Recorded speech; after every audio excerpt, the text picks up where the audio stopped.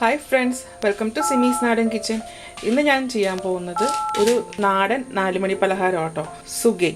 അപ്പോൾ ഇത് എങ്ങനെയാണ് ഉണ്ടാക്കുന്നത് നോക്കാം. സുഗൈൻ ഉണ്ടാക്കാൻ വേണ്ടിയിട്ട് ഞാൻ 1/2 കിലോ ശർക്കര പാവ് കാച്ചി വെച്ചിട്ടുണ്ട്. പാവ് കാച്ചിട്ട് നന്നായിട്ട് അരിച്ചെടുത്തതാണ്.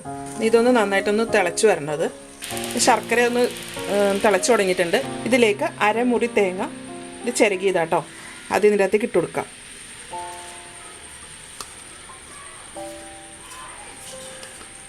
ഈ തേങ്ങ എന്ന് വരട്ടിയെടുക്കണം.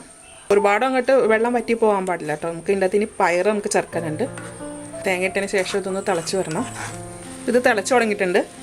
നമുക്ക് ഈ മധുരം ഒന്ന് ബാലൻസ് ചെയ്യാൻ വേണ്ടിയിട്ട് ഇതിൻ്റെ അകത്തേക്ക് ഒരു നുള്ളു ഉപ്പിട്ട് കൊടുക്കാം. അപ്പോൾ ശർക്കരയും തേങ്ങയും കൂടെ നന്നായിട്ട് തിളച്ചു. ഒന്ന് അതിൻ്റെ ആ വെള്ളമൊക്കെ ഒന്ന് ചെറുതായിട്ട് വറ്റി. ഇനി ഇതിലേക്ക് 1/2 കപ്പ് ചെറുപയർ ഞാൻ വേവിച്ചെടുത്തതാണത്. അത് ഇതിലേക്ക് ഇട്ട് കൊടുക്കാം. ഈ ചെറുപയർ ശർക്കരയ്ക്കകത്തിട്ടൊന്ന് വരട്ടിയെടുക്കണം. അല്ലെങ്കിൽ ഈ വെള്ളമൊക്കെ ഒന്ന് വറ്റി ഒന്ന് നല്ലൊരു നമുക്കിത് ഉണ്ട പിടിക്കാൻ പരുവത്തിലാക്കി കിട്ടണം. അതുപോലെ ഇതിൻ്റെ അകത്ത് നമ്മൾ ചെറുപയർ ചേർക്കുമ്പോൾ ചെറുപയർ ഒരുപാട് അങ്ങോട്ട് വെന്ത് ഉടഞ്ഞു പോകരുത് കേട്ടോ. പയർ നന്നായിട്ട് വേഗം വേണം, എന്നാൽ ഒരുപാട് ഉടഞ്ഞു പോകാനും പാടില്ല. ആ ഒരു പരുവായിരിക്കണം. വെള്ളം വറ്റി വരണം. അപ്പോൾ ഇതിലെ വെള്ളം നന്നായിട്ട് വറ്റിയിട്ടുണ്ട്. ഇപ്പോൾ നമ്മൾ ഈ ചട്ടിയിൽ നിന്ന് ഇങ്ങനെ വിട്ട് വരുന്നുണ്ട് കേട്ടോ. ആ ഒരു പരുവായിട്ടുണ്ട്. അപ്പോൾ ഇതിനകത്ത് വെള്ളം ഒട്ടും പാടില്ല കേട്ടോ. ഇനി ഇത് സ്റ്റൗ അങ്ങോട്ട് ഓഫ് ചെയ്യാം. നമുക്ക് വേണമെന്നുണ്ടെങ്കിൽ ഇതിനൊരു ഫ്ലേവറിന് വേണ്ടിയിട്ട് നമുക്ക് ഏലക്ക ചേർക്കാം കേട്ടോ. അപ്പോൾ ഞാനിവിടെ ഏലക്ക ചേർക്കുന്നില്ല. എന്താ വെച്ചാൽ നമ്മൾ ആ ഏലക്ക ചേർത്ത് കഴിഞ്ഞാൽ ഈ ചെറുപയറിനൊരു ഫ്ലേവർ ഉണ്ട്. ആ ഫ്ലേവർ അങ്ങോട്ട് പോകും. ചൂടാറി കഴിയുമ്പോൾ നമുക്ക് കയ്യിൽ വെച്ചിട്ട് ചെറിയ ചെറിയ ബോൾസ് ആക്കി എടുക്കാം. അപ്പോൾ ഇതിൻ്റെ ചൂടൊന്ന് ആറിയിട്ടുണ്ട്. ഇനി നമുക്കിത് ചെറിയ ചെറിയ ബോൾസ് ആക്കി എടുക്കാം. സുഗൈൻ്റെ വലിപ്പം എത്ര വേണമെന്ന് വെച്ചാൽ അതനുസരിച്ചിട്ട് ഉരുട്ടിയെടുക്കാം. നമ്മൾ കയ്യിൽ ഒട്ടിപ്പിടിക്കുന്നുണ്ടെങ്കിൽ ചെറുതായിട്ട് കയ്യിലൊന്ന് എണ്ണ തടവിയിട്ട് ഉരുട്ടിയെടുത്താൽ മതി.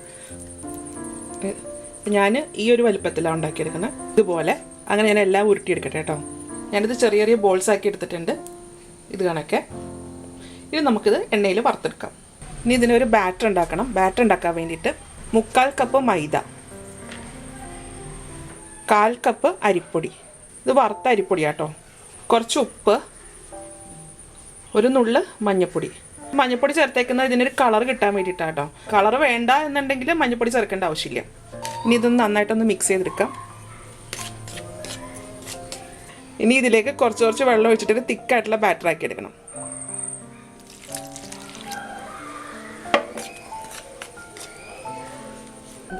ഇതാണ് അതിൻ്റെ കൺസിസ്റ്റൻസി. ഇനി ഇത് മാറ്റി വെക്കാം. ഇത് വറുക്കാൻ വേണ്ടിയിട്ട് എണ്ണ ചൂടാക്കാൻ വെച്ചിട്ടുണ്ട്. എണ്ണ ചൂടായോ നോക്കാം. കുറച്ച് മാവ് ഒഴിച്ച് വയ്ക്കാൻ മതി.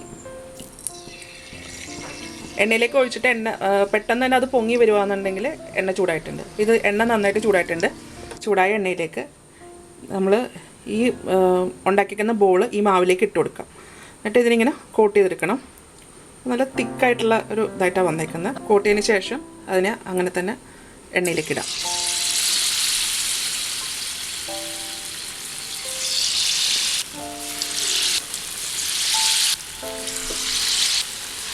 ഇനി ഒന്ന് മറിച്ചിടാം.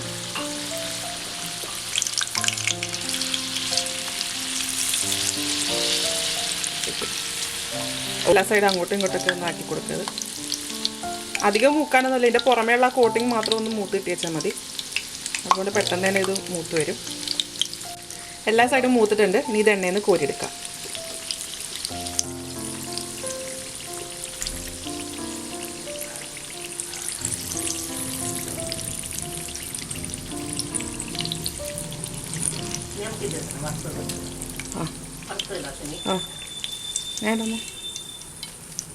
അപ്പം നമ്മുടെ സുഗൈൻ റെഡി ആയിട്ടുണ്ട്. ഞാൻ 1/2 കപ്പ് ചെറുപയർ വെച്ചിട്ട് 15 സുഗൈൻ ആട്ടോ ഉണ്ടാക്കിയേക്കുന്നത്. ഇത് വളരെ എളുപ്പം ഉണ്ടാക്കാൻ പറ്റുന്ന ഒരു ഈവനിങ് സ്നാക്സാണ്. ഇത് കുട്ടികൾക്കൊക്കെ നമുക്ക് ധൈര്യമായിട്ട് ഇത് കൊടുക്കാം. ഇതിൻ്റെ അകത്ത് വേറെ പ്രത്യേകിച്ച് നമ്മൾ ഇതിൻ്റെ അകത്ത് പ്രിസർവേറ്റീവ്സ് ഒന്നും ആഡ് ചെയ്യാണ്ട് ഉണ്ടാക്കുന്ന ഒരു നാടൻ പലഹാരമല്ലേ. അപ്പോൾ ഇതെല്ലാവരും ഒന്ന് ട്രൈ ചെയ്ത് നോക്കൂ കേട്ടോ. ട്രൈ ചെയ്ത് നോക്കിയിട്ട് ഇതിൻ്റെ അഭിപ്രായം എൻ്റെ കമൻറ്റ് ബോക്സിലിടുക. വീഡിയോ ഇഷ്ടമായെന്നുണ്ടെങ്കിൽ സബ്സ്ക്രൈബ് ചെയ്യുക, ലൈക്ക് ചെയ്യുക, ഷെയർ ചെയ്യുക. അപ്പോൾ ഇനി അടുത്ത ദിവസം അടുത്ത റെസിപ്പി ആയിട്ട് കാണാം. Thank you.